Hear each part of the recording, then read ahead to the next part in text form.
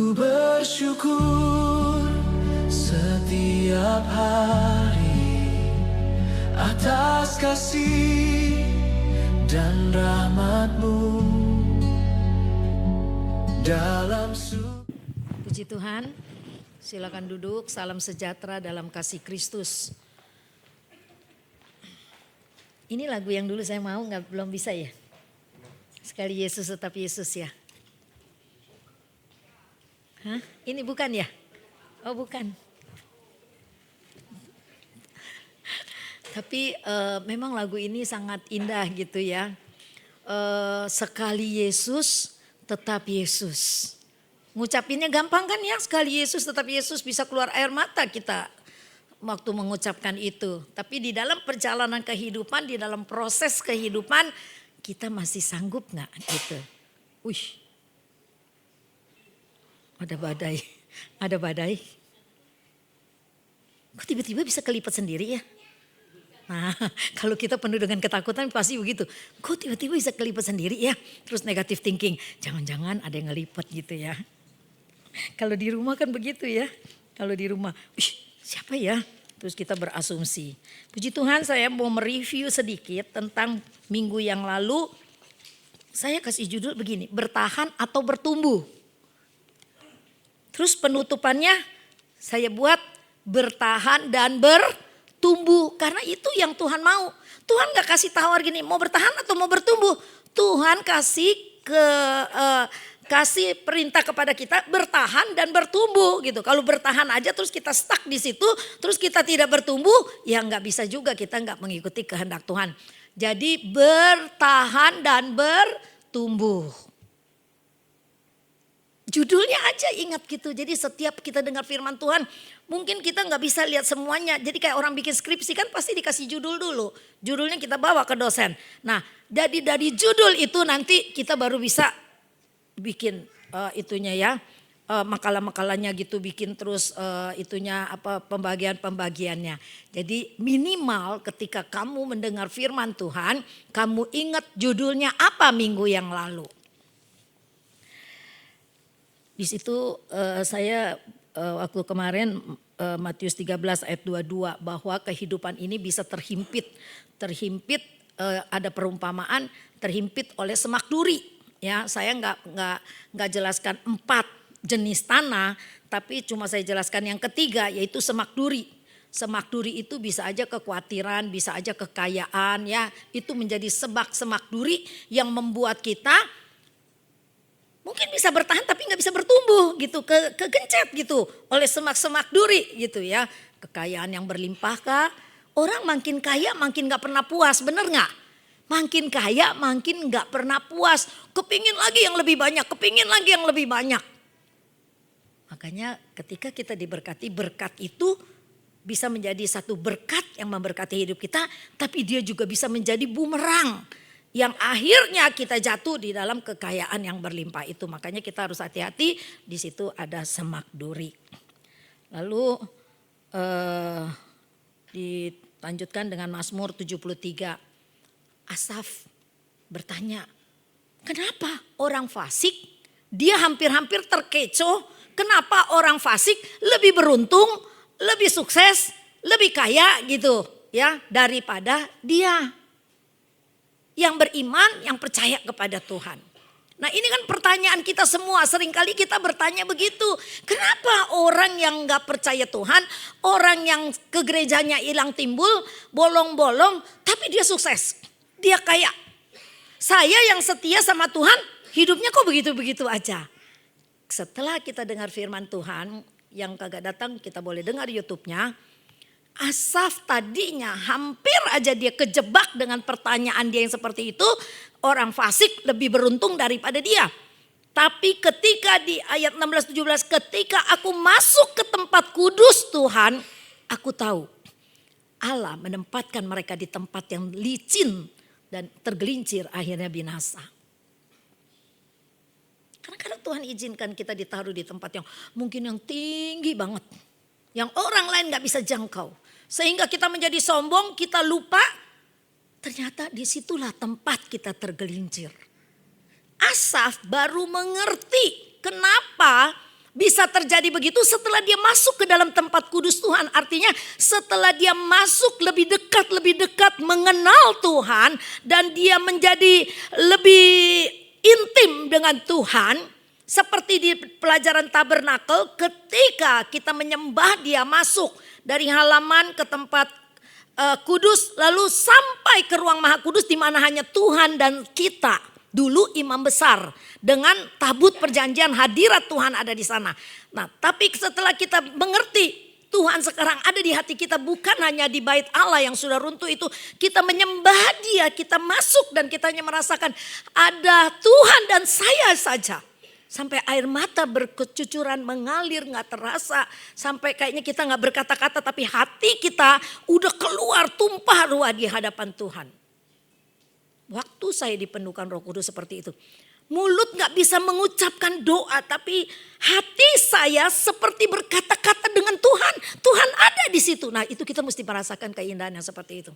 Dan itu bisa menjadi redup ketika kita tidak melatih diri kita untuk dekat sama Tuhan. Itu bisa redup. Akhirnya menjadi biasa aja. Aku berdoa biasa aja.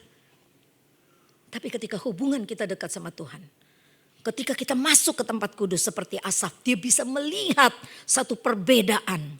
Dia bisa melihat, oh kenapa Tuhan izinkan ini terjadi, oh kenapa Tuhan izinkan terjadi. Itu setelah dia masuk ke dalam tempat kudus Tuhan. Artinya setelah kita makin dekat sama Tuhan, kita bisa lihat, kita bisa peka. Ya, kita bisa peka. Maka Ulangan 6 ayat 7 katakan, ayat 6 dan 7 katakan, ketika engkau bangun, ketika engkau tidur, ketika engkau duduk, ketika engkau berdiri, berjalan, ucapkanlah firman. Artinya di dalam segala keadaan bicarakan firman. Mungkin kita enggak ngomong firman Tuhan terus ya. Wah, orang bilang pendeta nih, udah jangan deket-deket dia. Enggak begitu. Maksudnya begini, ketika ada yang nggak benar gitu ya, jangan begitu, firman Tuhan kan bilang nggak begitu. Ketika kita bercanda, betul loh firman Tuhan bilang kayak begini gitu ya. Apalagi sama anak-anak mau tidur, ayo kita berdoa. Sederhana sekali, cuma ajarkan ayo berdoa. Ketika mau berjalan, kita bilang ayo kita berdoa. Ya, cuma ajakan yang kecil aja kita sebetulnya sudah mengajarkan firman. Terus kita bilang, jangan bohong lu. Jangan ya, gak boleh gitu. Bilang mama gak ada. Dia bilang sama orang yang datang, tadi mama saya bilang mama gak ada di rumah. Kan anak kecil jujur. Benar gak? Kita mengajarkan kebohongan. Kenapa saya bisa cerita gitu? Saya juga pernah mengajarin begitu. Kan dulu masih muda, saya 21 tahun udah jadi, 21 tahun kawin, 24 tahun udah jadi mama. Jadi banyak hal yang saya belum mengerti. Tapi setelah mengerti, oh ya diperbaiki. Dan setelah belajar, saya diizinkan Tuhan jadi pengajar firman, maka saya boleh mengajar orang lain gitu ya. Memang kita semua belajar dari kesalahan, ada satu proses. Tapi disitulah kita nanti dibentuk oleh Tuhan. Kita lanjut sekarang ya, yang sekarang. HP saya ketinggalan, untung saya udah kasih si Sony. Lanjut Son, yang pertama. Kita baca dulu, sama-sama kita berdiri.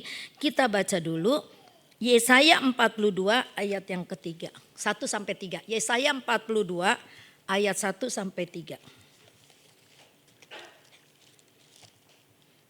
Ini firman tentang bulu yang terkulai. Saya pernah bawakan 2 tahun yang lalu. Habis saya ikut konferensi wanita Pantai Kosta se-Indonesia di Hotel Mercure Jakarta. Tapi ketika saya pelajarin lagi minggu ini Tuhan gerakan. Akhirnya saya boleh mempelajari lebih dalam lagi. Dan saya mau bagikan kepada saudara. Mungkin ada sempat yang gak dengar pada waktu itu. Kita baca Yesaya 42 ayat 1 sampai 3. 2, 3. Lihat, itu hambaku yang kupegang, orang pilihanku yang kepadanya aku berkenan. Aku telah menaruh rohku ke atasnya supaya ia menyatakan hukum kepada bangsa-bangsa. Yang kedua, ia tidak akan berteriak atau menyaringkan suara atau memperdengarkan suaranya di jalan. Yang ketiga, bulu yang patah terkulai tidak akan diputuskannya. Dan sumbu yang pudar nyalanya tidak akan dipadamkannya. tetapi dengan setia ia akan menyatakan hukum. Silakan duduk. Amin. Malam ini saya nggak beri judul bulu yang bulu yang patah. Tapi malam ini saya mau kasih judul dipulihkan bukan dipatahkan gitu ya. Dipulihkan bukan dipatahkan. Maka ayat pokoknya Matius 12 ayat 20. Yang barusan kita baca itu adalah nubuatan. 700 tahun sebelum Yesus lahir. Yuk kita baca. Ini tadi kita udah baca. Sekarang kita baca Matius 12 ayat 20. Matius 12 ayat 20. Yuk kita buka Alkitab kita. Matius 12 ayat 20. Baca lagi sama-sama 2, 3. Bulu yang patah terkulai tidak akan diputuskannya dan sumbu yang pudar nyalanya tidak akan dipadamkannya sampai ia menjadikan hukum itu menang. Amin. Kita lihat latar belakang Yesaya 42 ayat 1 sampai 3 yang kita baca.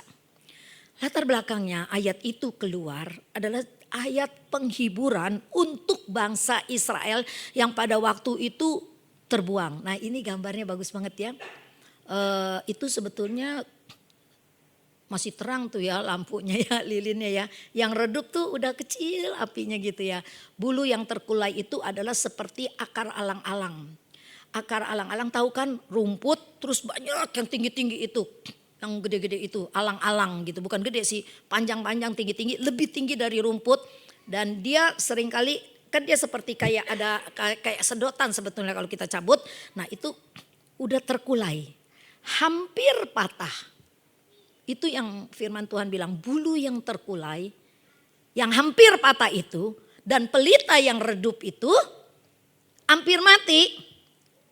Tapi Tuhan bilang dipulihkan, akan dipulihkan bukan dipatahkan.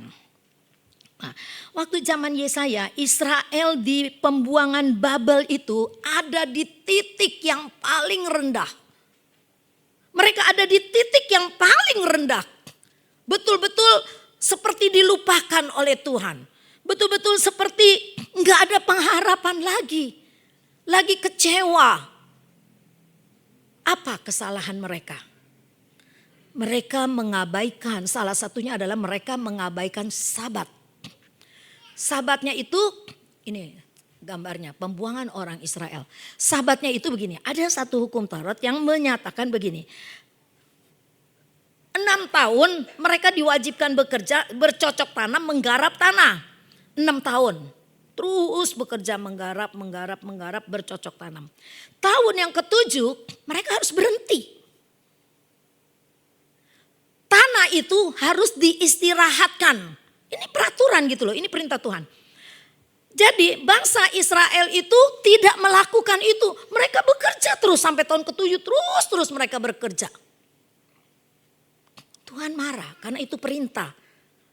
Hari ke-7, tahun ke-7 itu harus diistirahatkan. Pada waktu diistirahatkan kan bulan tahun 1, 2, 3, 4, 5, 6. Pada waktu tahun ke-6 itu Allah berkati mereka bercocok tanam. Penghasilannya itu ya dilipat gandakan oleh Tuhan. Tanpa diminta Allah melipat gandakan penghasilannya itu untuk menutupi tahun ke-7 di mana tanah itu harus diistirahatkan. Jadi kalau Tuhan perintahkan, dia cukupkan, dia sediakan, dia adakan. Hebat ya Tuhan kita itu. Tapi orang Israel tidak taat. Sampai dikatakan bertahun-tahun mereka lakukan itu. Tidak lakukan itu, tidak lakukan itu. Sampai dihitung-hitung 90 tahun mereka tidak lakukan itu. Nah Allah izinkan mereka ditawan di Babel, dibuang ke Babel selama 70 tahun.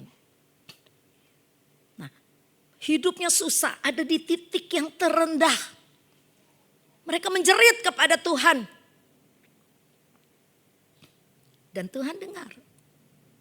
Maka di dalam Yesaya pasal 42 ayat 1 sampai 3 itulah ayat penghiburan dikatakannya ya. Untung saya punya catatan ini, handphone saya ketinggalan, yang lengkapnya ada di handphone ya. Jadi itu ayat penghiburan untuk bangsa Israel. Kenapa Tuhan gak stop? Kan bisa aja di tengah-tengah jalan Tuhan stop, oh kasihan Tuhan stop. Tapi Tuhan izinkan begitu lama untuk mereka mengalami itu. Ketika saya belajar itu tiba-tiba saya ingat begini. Waktu murid-murid bertanya kepada Yesus, berapa kali kita harus mengampuni? Yesus jawab pada waktu itu 70 kali 7. Saya dulu waktu belum ngerti firman Tuhan, dengan bodohnya saya pernah, hari ini gue udah ngampunin 3 kali. Besok aku hitung. Udah kira-kira 10 hari mabok udah gak kehitung.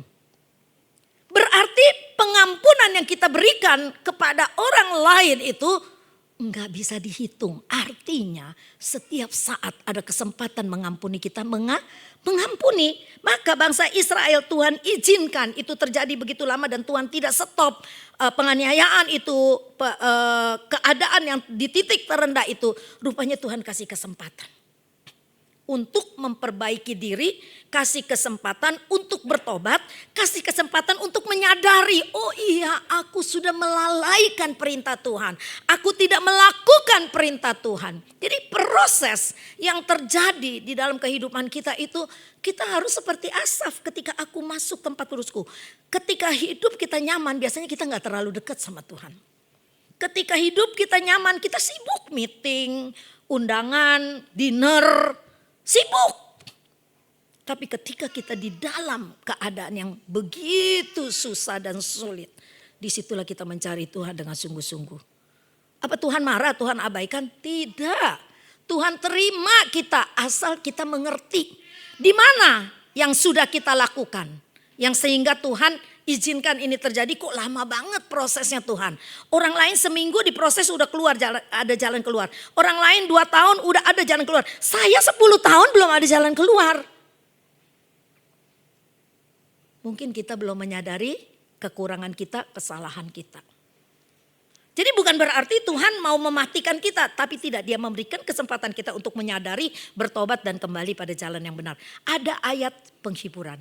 Nah, ketika Dia katakan bulu yang patah tidak akan terkulai, pelita yang redup tidak akan dipadamkan sampai hukum itu menjadi kemenangan.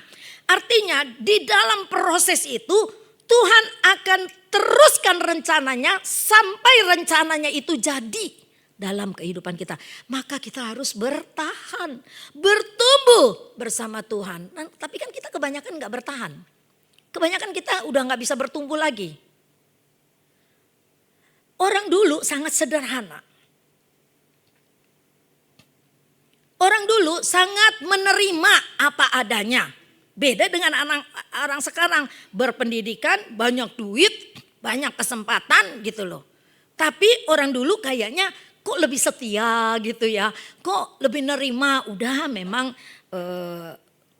ditakdirkan nih. Orang dulu kan suka ngomongnya gitu, ya udah takdir lah punya laki macam kayak gitu. Udah takdir lah punya bini macam kayak begitu. Orang dulu, kalau orang sekarang enggak. Udah gak nyaman sama dia. Udah mati rasa. Saya pengen tahu yang mati rasa kayak apa gitu ya. Ya mati rasa tuh kayak apa kira-kira.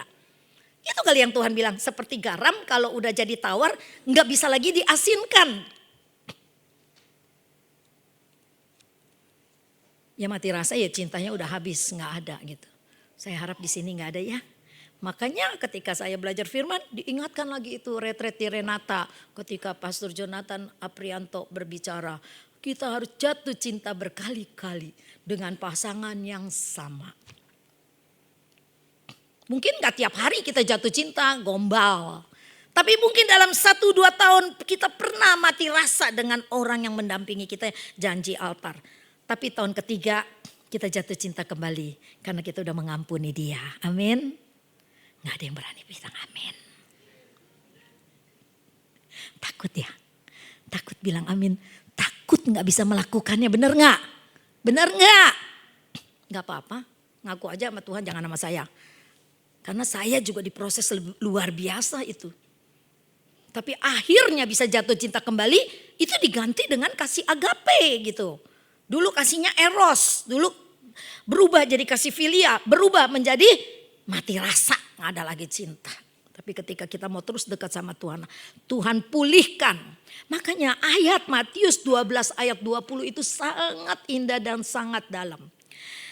Dipulihkan bukan dipatahkan. Berkali-kali nih ya, bangsa Israel di dalam latar belakang yang tadi kita lihat, nubuatan 700 tahun sebelum Yesus lahir itu, Tuhan ngomong lewat Nabi Yesaya tentang hamba Tuhan yang akan datang. Jadi itu ada satu janji penyelamatan, Mesias. Hamba Tuhan yang akan datang itu adalah Mesias, Yesus Kristus yang akan lahir ya. Itu 700 tahun kemudian loh. Bukan 1-2 tahun ya. Nah, Israel dibuang karena dia mengabaikan hukum yang harusnya ditaati, dia tidak taat. Maka Allah membiarkan sampai 490 tahun dan di dalam pembuangan itu 70 tahun mereka. Artinya Yesus selalu memberi waktu untuk kita berubah. Nah, di dalam perjanjian baru Matius 12 ayat 20, ayat itu dilantunkan kembali oleh Kristus. Waktu itu di dalam pelayanannya Yesus ditentang sama orang Farisi. Karena dia menyembuhkan orang sakit bukan hari biasa. Tapi hari Sabat pun Yesus lakukan kalau ada orang sakit. Dan dia dibenci oleh orang Farisi dan ingin dibunuh. Itu awal daripada orang-orang. Kan kalau Yesus mengajar berjalan kemana, rombongan banyak ikut. Karena mereka mendengar satu kabar sukacita. Yesus bisa menyembuhkan orang sakit, lihat gambarnya. Yesus bisa menolong orang yang lumpuh, yang buta, mencelik, yang lumpuh bisa berjalan gitu. Untung saya nggak ngomong begini, yang lumpuh bisa melihat, yang buta bisa berjalan. Kadang-kadang kecepatan ngomong bisa begitu ya. Yesus lakukan terus. Walaupun dia ingin dibunuh, Yesus mundur. Dengan hikmat Tuhan Yesus mundur. Enggak menantang orang Farisi, iya nih gue melayanin. Mau apa? Enggak petantang-petenteng begitu. Maka dikatakan di ayat 1, 2, 3 itu di dalam Yesaya itu. Dia tidak berteriak-teriak, dia tidak mencari panggung untuk memproklamirkan dirinya. Tapi hamba Tuhan itu mundur. Yesus mundur tapi dia tetap melayani pekerjaan Tuhan. Jadi ada hikmat ya. Jadi di dalam perjanjian baru zaman Yesus konflik dengan orang Farisi. Yesus diserang mau dibunuh tapi dia mundur dan dia tetap melayani. Jadi ada tantangan. Ada tantangan. Ada persoalan. Itu Yesus loh. Makanya kalau kita bilang aduh gak mau dah ikut Sekina banyak persoalan. Di mana yang gak ada persoalan coba? Mau masuk wadah mana? Persoalan itu selalu ada. Karena kita berbeda pendapat. Kita berbeda mungkin cara berpikirnya. Kita berbeda latar belakangnya. Kita berbeda kebudayaan kita. Kita berbeda suku kita. Cara berpikir kita. Tapi ketika kita di dalam Tuhan. Ada satu kasih Kristus yang menyatukan kita. Kita harus mengalah. Kita harus mengendur. Untuk supaya kita tetap bisa bergandengan tangan. Nah, jadi kita belajar ini, ayat yang kita baca dari Yesaya dengan Matius sama itu menunjukkan karakter Kristus yang lembut. Dari kekecilan tulisannya ya bisa digedein gak? Coba lanjut Son. Kelihatan gak kalian? Oh situ mah gede-gede, ini kecil-kecil. Buluh itu buluh itu gampang bengkok. Artinya buluh itu artinya adalah bukannya bulu ya. Buluh. Ntar saudara pikir bulu tangan lagi ya. Buluh itu gampang bengkok. Lembut ya. Artinya orang yang lemah. Bulu yang terkulai itu adalah orang yang gagal. Orang yang lagi kecewa. Mungkin orang yang lagi bosan hidup. Perhatikan perkataan di bawah. Dunia akan bilang begini. Kalau kita curhat sama orang dunia akan bilang. Patahin aja, udah gak ada gunanya. Kita sama teman-teman, saya nih sama teman-teman suka bilang. Gue kalau bisa mah gue pengen tuker tambah itu laki gue. Saking gergetan sama lakinya dia bilang begitu. Mau tuker tambah? Tuker tambah sama apa gitu ya.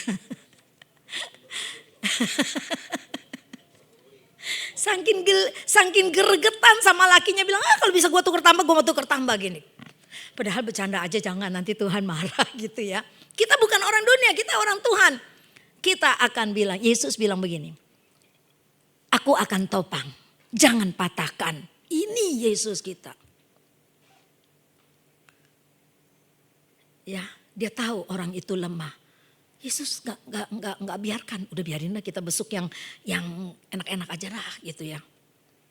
Ketika saya pelayanan di Pineng kan lama tuh ya, hampir 8 tahun. Saya kan aktif. Terus pegang rayon kira-kira ada 4 anak-anak Medan semua. Itu nggak pernah besuk loh. Masih muda-muda, jarang yang sakit. Beda kalau di Tangerang, banyak bener yang sakit. Karena di sana mayoritasnya tuh anak muda gitu. Sampai sekarang juga mayoritasnya anak muda. Saya pikir luar biasa ini penggembalaannya Pastor Sam ya. Mayoritasnya anak muda semua. Anak-anak Medan yang kerja di sana gitu ya. Tuhan tidak pernah bilang biarkan. Udah gak ada guna, singkirkan. Itu yang dia katakan, buluh yang terkulai tidak akan dipatahkan. Pelita yang redup tidak akan dipadamkan. Dia selalu memberi tolong kepada orang yang lemah. Orang yang lumpuh 38 tahun di pinggir kolam apa namanya? Betsaida. Ya, Betsaida ya Putu. Ya. Jadi kalau kita ingat rumah sakit itu, kita ingat 38 tahun orang lumpuh di pinggir kolam. Ditanya sama Tuhan, kenapa sampai lama seperti itu? Rupanya di sana ada kebiasaan, siapa cepat dilempar ke kolam itu, nah dia sembuh. Enggak ada orang tolong dia yang 38 tahun ini. Enggak tahu kenapa orang enggak mau tolong dia. Sampai Yesus datang. Lewat di situ dilihat. Kenapa kamu enggak nyemplung gitu loh di kolam itu? Gak ada orang mau tolong aku. Begitu lama dia menunggu. Dan Yesus datang. Tidak seperti orang yang lain. Biarin aja lah. Ngapain mesti repot-repot. Yesus tolong. Bangun. Dan berjalanlah. Orang lumpuh itu sembuh. Nah ini sebetulnya kita sedang belajar karakter Kristus. Karakter yang lembut. Karakter yang selalu mau memperbaiki. Karakter yang selalu mau memberikan kesempatan. Saya ingat waktu saya khotbah apa gitu ya berapa bulan yang lalu. Bahwa ketika malaikat berdosa, dia dibuang ke bumi. Tidak ada pengorbanan atau penyelamatan untuk malaikat. Tapi ketika manusia jatuh dalam dosa, Allah mengorbankan anaknya untuk menyelamatkan kita. Karena begitu mulia kita ciptaannya yang serupa, segambar dengan Tuhan. Jadi kita sangat berbeda. Spesial, dikasih waktu untuk bertobat.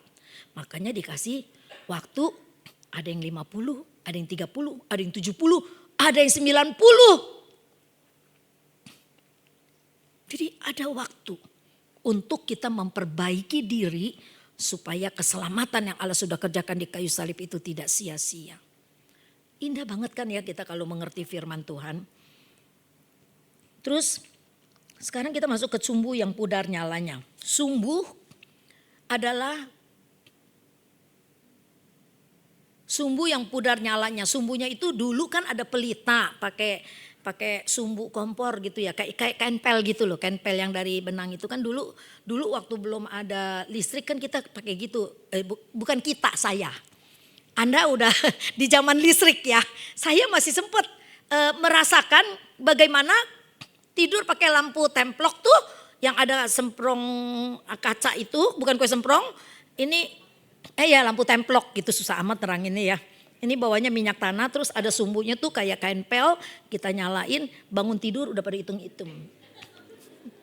Aku ngalamin. Anak kok bisa ketawa? Anak ngalamin anak?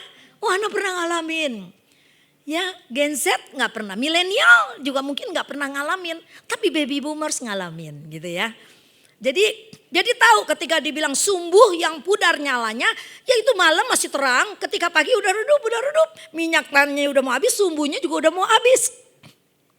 Itu bicara iman yang hampir padam. Tadi bulu yang terkulai bicara keadaan kita yang lagi di titik terendah. Ada anak muda yang bilang sama saya, tante saya itu sekarang lagi ada di titik terendah. Begitu berat proses yang Tuhan izinkan buat saya. Tetap bertahan. Terus bertumbuh di dalam Tuhan. Sampai rencananya digenapi dalam hidup kita. Kalau kita nggak bertumbuh, kalau kita nggak bertahan, terus kita nggak bertumbuh, bagaimana rencana Allah bisa tergenapi dalam hidup kita? Jadi kita memang harus bertahan, bertumbuh terus. Artinya kita memang ini berat, tapi aku terus harus setia sama Tuhan. Aku harus percaya sama Tuhan. Sekali Yesus tetap Yesus, karena ada pengharapan. Nah, pengharapan itu yang membuat kita mampu untuk bertahan sampai pada detik ini ya. Memang gak enak diproses ya. Saya rasa semua pernah diproses oleh Tuhan. Saya juga pernah diproses oleh Tuhan. Nah, ketika kita diproses, dunia bilang tiup aja biar mati sekalian. Makanya kalau orang yang jatuh di dalam narkoba, udah kasih lagi biar dia fly. Dia gak ingat kesusahannya. Lama-lama mati dia. OD. Bukannya si OD lain ya. OD, overdosis. Ya, jangan nanti bilang OD, bukan ya. Nah, Yesus bilang jangan. Aku akan tiup biar nyala lagi apinya, berkobar-kobar lagi. Maka kita harus cari Yesus. Maka kita harus dekat sama Yesus. Maka kita harus percaya janjinya Tuhan Yesus. Percaya janjinya itu yang luar biasa. Banyak orang udah gak percaya. Ketika kesusahan begitu berat. Aduh, mau percaya apa gimana lagi. Berdoa gak ada solusi. Kita mintanya solusi. Sebetulnya ketika kita dalam kesusahan, yang saya alami adalah ketika aku dalam kesusahan, aku makin dekat sama Tuhan. Aku nangis di bawah kaki Tuhan. Tuhan besok gak tahu bagaimana. Tuhan gak tahu akhir dari penyelesaiannya ini bagaimana. Tapi ketika kita dekat terus sama Tuhan, kita percaya sama Tuhan, kita berserah sama Tuhan. Tahu-tahu ada jalan terbuka. Tiba-tiba ada orang datang. Ada orang yang bicara begini. Ada orang yang buka jalan begini. Jadi Tuhan gak selalu kirim pendeta. Tuhan bisa aja kirim Pak Haji. Itu bisa aja Tuhan kirim Bu Haji. Untuk menolong anak Tuhan. Waktu kerusuhan teman saya udah jatuh. Dia ikat pakai itu. Saya udah pernah saksikan kerusuhan. Kerusuhan. Dia pakai spray diikat-ikat dari loteng itu. Dia turun ke bawah. Maksudnya mau terjun ke bawah. Karena rumah itu mau dibakar di Petojo situ ya. Ini rumah mau dibakar. Tapi dia bawa duit. Kan orang kaya, dia bawa duit berapa gepok. Ternyata ketika turun bukan jatuh ke bawah, di tengah jalan itu spray putus. Sambungannya putus, dia jatuh. Dia jatuh kena tulang ekor langsung lumpuh saat itu juga. Ada yang tolong Pak Haji. Dimasukin ke mobil, orang Cina bunuh. Lalu Pak Haji itu bilang udah mati, gak usah diapa-apain. Karena ditutup sama selampeknya gitu. Tuhan bisa tolong kita dengan pakai orang-orang. Amin, percaya. Oh yang tolong saya nanti pasti orang Kristen. Enggak. Di waktu bangsa Israel mengalami kesusahan aja Tuhan bisa pakai musuh. Musuhnya bangsa Israel bisa Tuhan pakai untuk menolong bangsa Israel. Untuk menyadarkan bangsa Israel. Tuhan bisa pakai siapa saja menolong kita. Yang penting kita percaya. Makanya lagu zaman dulu tuh sederhana-sederhana. Percaya saja, percaya yang beri kita menang. Percaya saja di dalam namanya. Percaya yang beri kita menang. Cuma 2 baris, percaya saja, percaya di dalam namanya. Percaya yang beri kita menang. Sederhana banget. Kalau sekarang agak panjang, lupa ingat refnya, lupa bait pertama. Ingat bait pertama, lupa bait ketiga. Baby boomers, kamu mah enggak ya. Puji Tuhan. Ayo, yang seterusnya. Siapa bulu yang terkulai itu adalah orang yang lemah. Ini udah mulai kesimpulan ya. Orang yang gagal, orang yang udah capek. Capek bukan kerja, capek hidupnya. Capek susahnya udah kelamaan. Orang yang jatuh dalam dosa. Nah ini ada contoh keluarga muda. Ibu yang burn out ngurus anak. Burn out itu artinya udah Bagaimana ya mau menggambarkannya ya? Udah capek dah ngurusin rumah tangga. Udah laki gak pernah mau bantu. Terima beres, kerja kagak, duit gak ada. Aduh udah semua-muanya. Suami yang merasa gagal cari nafkah. Pasangan yang habis bertengkar hebat. Itu orang-orang yang lagi burn out. Orang-orang yang lagi jadi bulu terkulai. Nih orang yang remuk hati kira-kira gitu tuh. Hatinya udah terbelah jadi dua itu. Si Sony pinter nyari gambarnya ya. Terus ya di mana tuh kira-kira dia duduk? Di serpihan hidup yang porak-poranda. Udah kehilangan pengharapan. Ini orang yang begini, kalau kita nggak deketin, kalau nggak bertemu dengan Yesus, ujung-ujungnya dia akan bunuh diri. Kenapa? Karena nggak ada pengharapan. Apalagi yang dia mau harapkan? Semua orang udah ngejauhi dia. Orang ngelihat dia udah jijik bukan main. Tapi kebenarannya Alkitab, Yesus lihat orang itu dia nggak jijik. Dia jamah, dia sembuhkan. Seperti perempuan yang berzina. Tuhan suruh lempar sama batu sampai mati. Itu kan hukum Yahudi. Siapa yang merasa gak berdosa lempar aja. Gak ada orang berani lempar. Apa yang Yesus bilang? Aku pun tidak mau menghukum kamu. Karena gak ada orang yang mau menghukum kamu. Aku pun tidak mau menghukum kamu. Tetapi pulanglah dan jangan lakukan lagi. Aduh ayat ini terpatri banget di hati saya dari muda sampai tua. Selalu Tuhan kasih kesempatan pulanglah dan jangan lakukan lagi. Bertobatlah dan jangan lakukan lagi. Ya, bertobat dan jangan lakukan lagi, itu yang Tuhan mau dari kita. Supaya rencana Allah, agenda besar Allah itu tergenapi dalam hidup kita. Ini di antara saya dan kamu semua, kita ada dalam agendanya Allah loh. Makanya kadang-kadang saya kalau dengar firman, dengar masalah orang, kenapa sih cepat benar dia ngambil keputusan gitu kan. Dia gak tahu ada agenda Allah di dalam hidupnya. Ketika kita mengambil keputusan putus di tengah jalan, aku gak mau percaya lagi sama Yesus, rencana Allah itu gak bakal tergenapi dalam hidup kita. Kita udah bisa tahu ujung-ujungnya kemana. Yang kedua, bagaimana Yesus memperlakukan mereka. Mereka itu yang buru terkurai, yang apinya sudah redup itu. Tidak dipatahkan, dia enggak menghakimi, dia enggak meninggalkan. Dan api itu tidak dipadamkan, dia masih beri pengharapan. Masih dia berikan rohnya. Yesaya 42 ayat 3 yang tadi kita baca. Ini nubuatan tentang karakter Yesus. Dia orang yang lemah lembut.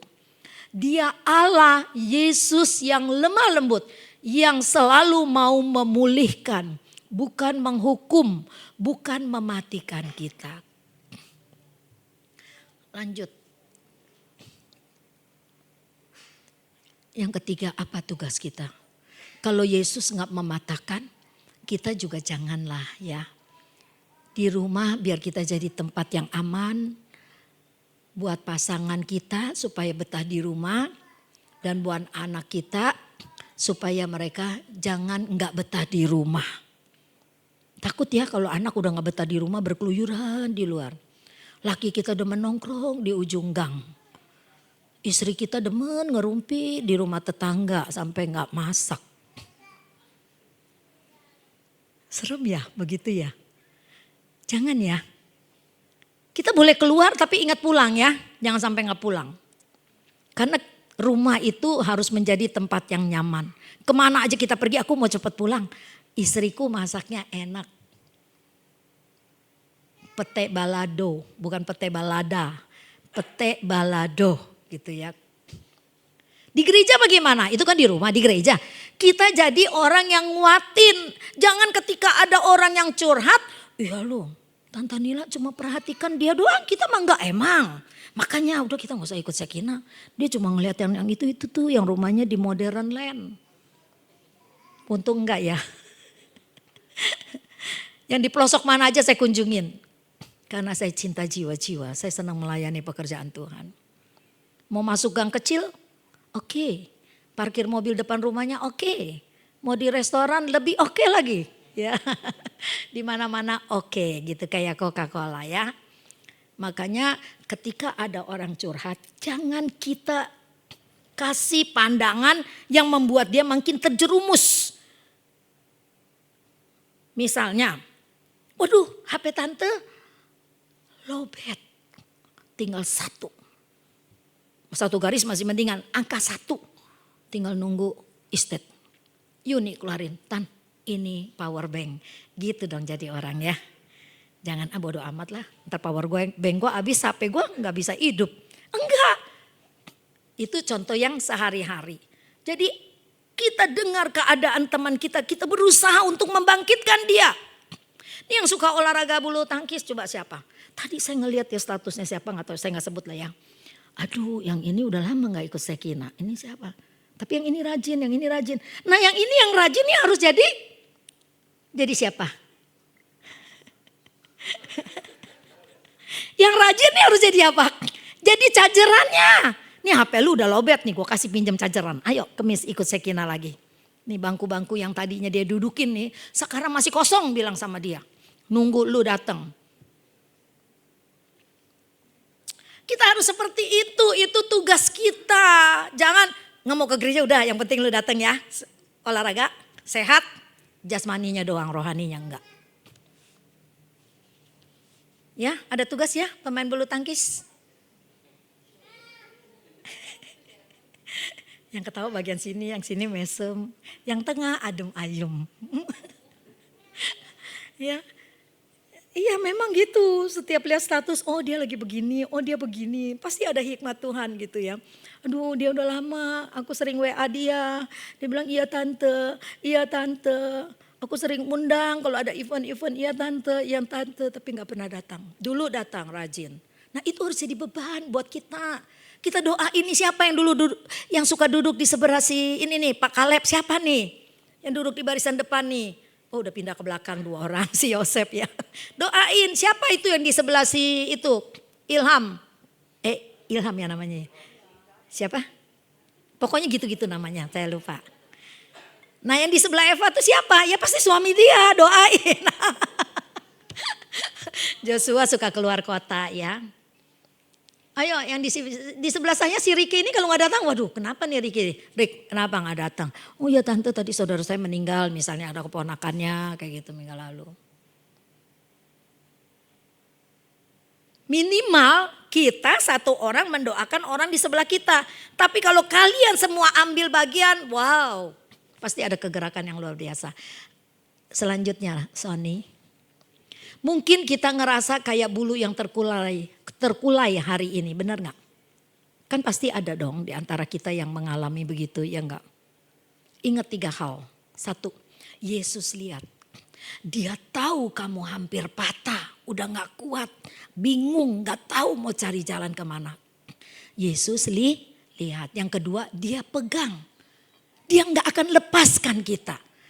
Yang penting kita setia terus kepada Tuhan. Terhubung terus dengan Tuhan. Yang ketiga, Yesus akan pulihkan. Dia mau nyalain lagi api Roh Kudus di dalam dirimu supaya berkobar-kobar. Dan kamu semangat lagi. Apapun masalahku, yang penting aku sudah serahkan kepada Tuhan Yesus. Lihat tulisan yang di bawah. Tuhan lebih suka memperbaiki yang retak daripada buang ganti yang baru. Ya. Itu karakternya Tuhan. Seretak apa nih hidup kita? Pasti kita pernah menjadi pecahan-pecahan. Dan Tuhan sudah sambung itu. Tuhan perbaiki.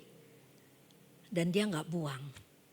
Kalau dia buang dia ganti yang baru, udah gak ada nila hari ini. Saya juga pernah jadi serpihan.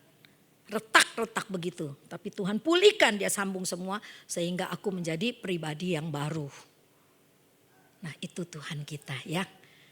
Penutup kita baca Yesaya 40 ayat 11. Udah ada di screen, kita baca sama-sama 2, 3. Seperti seorang gembala, ia menggembalakan kawanan ternaknya. Dan menghimpunkannya dengan tangannya. Anak-anak domba di pangkunya, induk-induk domba dituntunnya dengan hati-hati. Yohanes 10 ayat 11 katakan sama-sama, akulah gembala yang baik. Gembala yang baik memberikan nyawanya bagi domba-dombanya. Maka ketika 100 domba, satu hilang. Apa dia tinggalin, biarin aja hilang, aku masih punya 99. Apa begitu Tuhan kita? Enggak, ini cerita sekolah minggu yang harus diceritakan dengan sangat sederhana dan terpatri di hati anak-anak sekolah minggu. Saya itu terpatri benar dengan cerita guru sekolah minggu saya, cerita ini. Tuhan tinggalkan yang 99 hanya untuk mencari satu yang terhilang. Betapa berharganya kita di mata Tuhan. Itu Tuhan kita. Dia luar biasa.